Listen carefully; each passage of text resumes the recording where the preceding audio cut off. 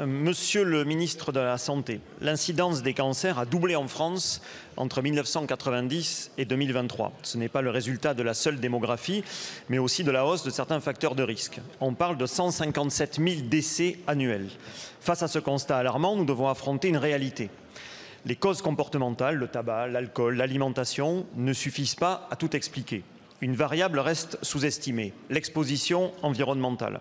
Exposition professionnelle, perturbateurs endocriniens, pesticides, pollution de l'air, de l'eau, des sols, ces facteurs pèsent lourd et doivent être pris en considération au même titre que les causes comportementales. Ils sont pourtant peu documentés aujourd'hui.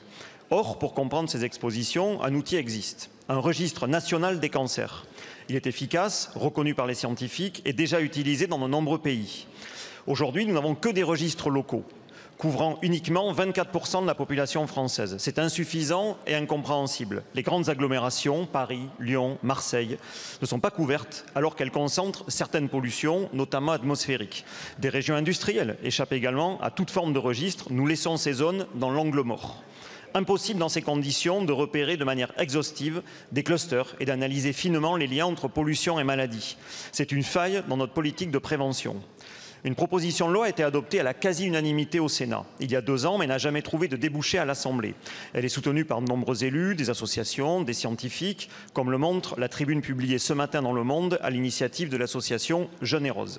Alors, Monsieur le Ministre, l'attente est forte chez les associations de patients, dans la communauté scientifique et chez nombre de nos concitoyens.